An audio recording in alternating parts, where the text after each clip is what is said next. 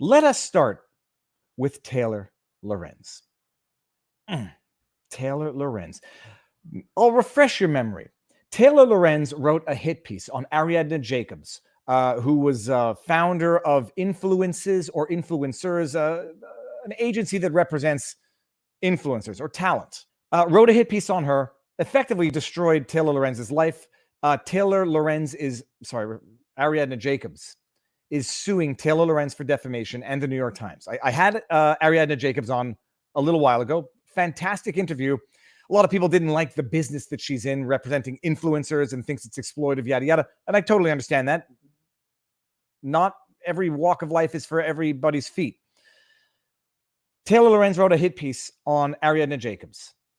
Taylor Lorenz doxed the founder of Libs of TikTok, who happens to be a religious Jewish woman. It doesn't change anything. I was just surprised myself when I heard that. Doxed the founder of Libs of TikTok, subjected her to all sorts of online harassment, justified her doxing. Her justification is, I didn't dox it. I didn't say anything that wasn't already public. Somebody else published her real estate license, her address or whatever. I just repeated what was already published. But when Taylor Lorenz, with her amplification, repeats what a small social media account repeats, that's called doxing.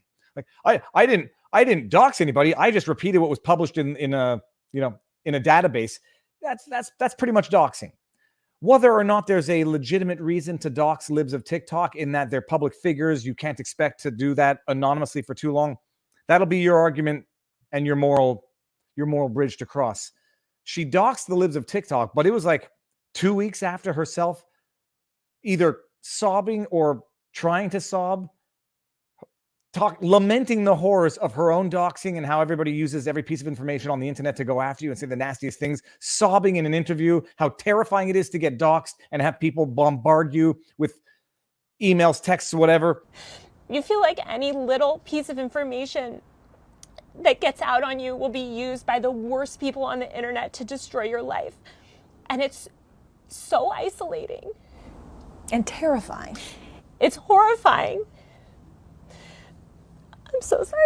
You're fine. It's overwhelming. It's really hard. She sobs her eyes out in an interview about the horrors of doxing, and then goes out and doxes an anonymous account. Libs of TikTok was an anonymous account. Doxes her with all the consequences that she knows that entails. And I might suggest that Taylor Lorenz's support base, or her fans, I won't say her fans, the milieu in which Taylor Lorenz operates, those trolls are probably not the funnest to have on your back. I mean, I played it a little while. For anybody who's ever had experience like cross-examining people, there's the old expression, like, when they start to cry, you know they lie. And then there's also, when they fake the cry, you know they lie. I mean, that's when they can't even cry properly, and you know that it's a totally insincere, disingenuous attempt to elicit sympathy. 13 years of commercial litigation, depositions, examinations, it'll teach you something, and it's how to sniff out bullshit. I mean, you can sniff it out. Sometimes you get it wrong, but I will rely on my assessment and think it's accurate 95% of the time. I'll get it wrong 1 in 20. So after sob, it's so scary. I'm so sorry. She sobs. She breaks down. Can't take it. She doxes the Libs of TikTok. Well, she recently wrote a piece, which I didn't read the entire original piece, nor do I care to, in the Washington Post, where she's criticizing 2 accounts on YouTube, alleging that they are exploiting the Johnny Depp trial. Let's see here. Hold on. I pulled up the article. Here we go. This is from National Review. I'm going to read an article of it because I don't want to read the article. Okay. She writes a hit piece on Alita, and in the piece, we'll get there. Okay, here, let's see what the drama is. YouTubers claim WAPO's Taylor Lorenz lied about requesting comment for hit piece. Why is it important if someone did or did not request comment or give a sufficient amount of time to provide the answers? You will recall, people. Maybe you won't, but maybe you will. in the Ariadna Jacobs case. I believe Taylor Lorenz pulled something of this strategy as well, as in bombard the subject of the hit piece with a slew of questions that you know they will not be able to answer meaningfully by 5 o'clock or publication time. Here's 1 hour. Here's 50 questions. Publications in an hour. Please give some answers. Oh, they didn't respond for comments, so I get to say it. It's truthful, but it's a bloody lie. In this case, it seems to be even more of a lie than the tactic that Taylor Lorenz tried to pull with Ariadna Jacobs. Because in this case, it doesn't even seem that she reached out for comment until she was called out by Alita, LegalBytes, on Twitter. Then she reached out, 10 minutes later. Okay.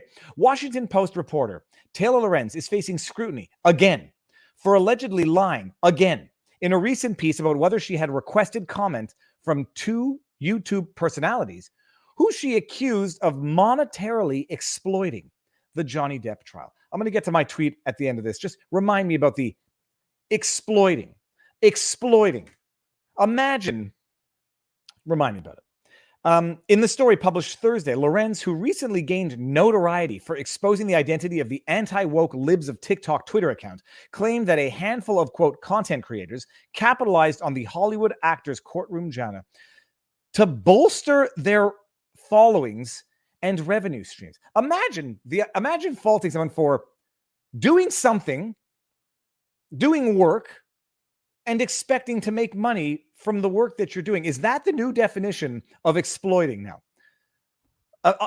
Imagine those McDonald's workers who go into work seeking to exploit people's hunger to bolster their revenue.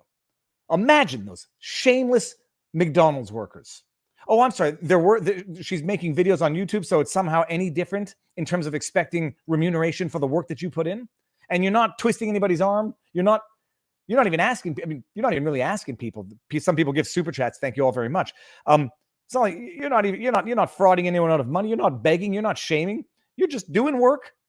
And yeah, if the work's good, you expect it to bolster your revenue stream. The trial. Listen to this. This is the beauty of the insanity. The trial offered a potential glimpse into our future media ecosystem. This is the truth. It is.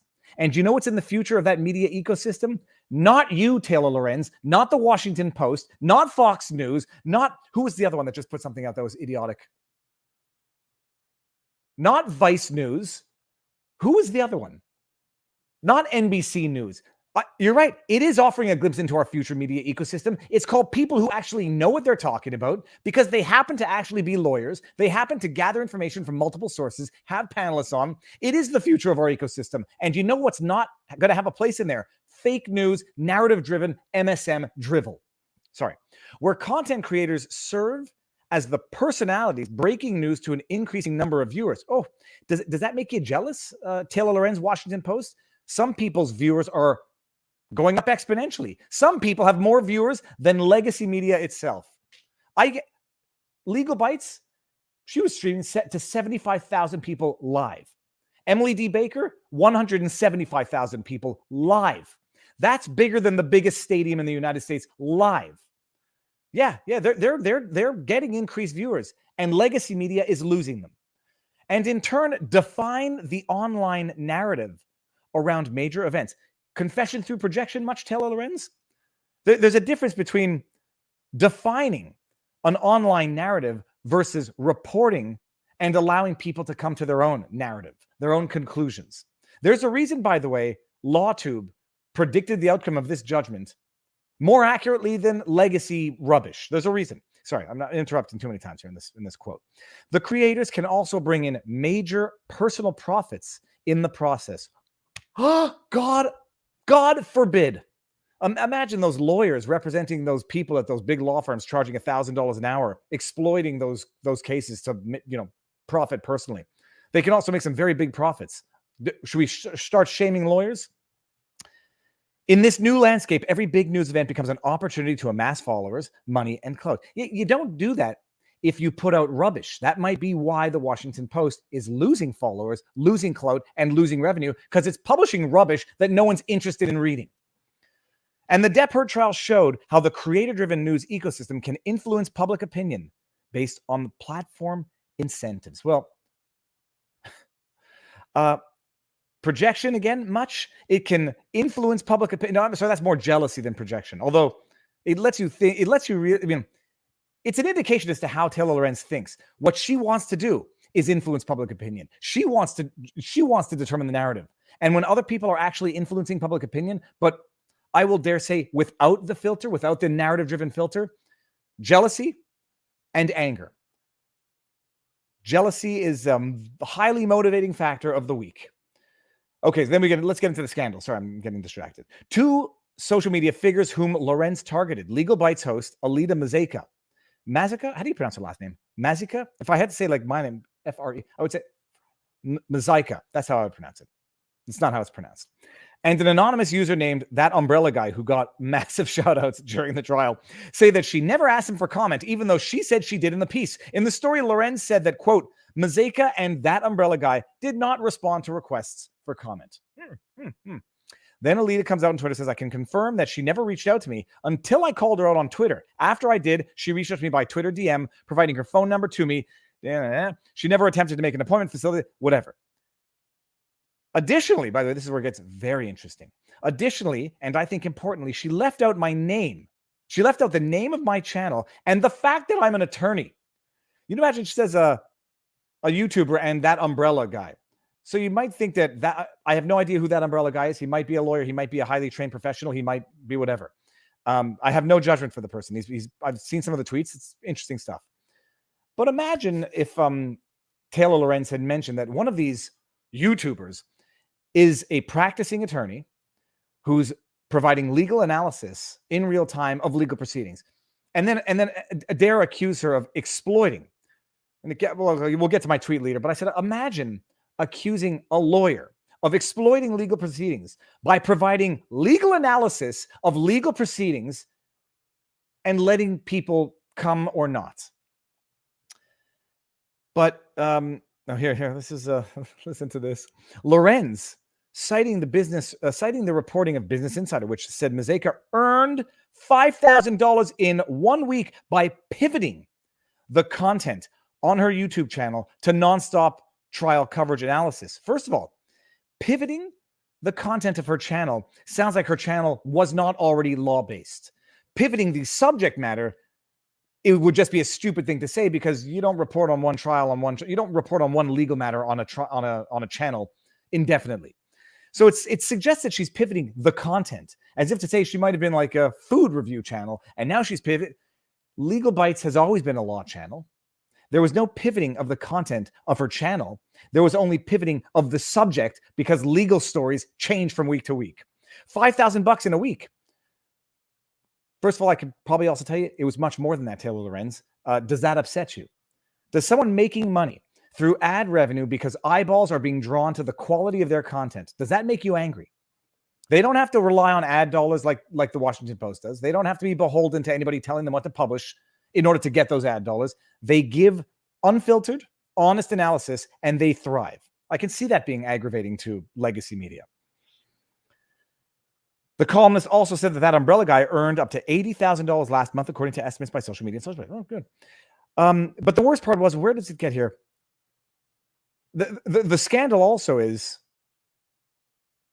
the Washington Post changed the story. After the YouTubers brought Lorenz's incorrect statement to the internet's attention, the Washington Post appeared to quietly remove it, but without an editor's note acknowledging the mistake. Maybe there's a reason why everybody hates the Washington Post and Taylor Lorenz, because they're liars. One is a liar, and the other is concealing, covering up for their liar. And by the way, that should be cause for immediate dismissal. Taylor Lorenz turned the Washington Post were already pathological propagandist liars, but Taylor Lorenz has caused Washington Post to be liars. Taylor Lorenz, in the Washington Post, for and on behalf of, lied. By all accounts. And by the way, between Taylor Lorenz and Alida at LegalBytes, I'm going to believe Alida. Taylor Lorenz turned Washington Post into liars, and the Washington Post, after having published the lie, ratified the lie, they're secretly going to just reaffirm the lie by not acknowledging the lie and apologizing for it. You feel like any little piece of information that gets out on you will be used by the worst people on the internet to destroy your life. And it's so isolating. And terrifying. It's horrifying. I'm so sorry. You're fine. You're It's fine. overwhelming.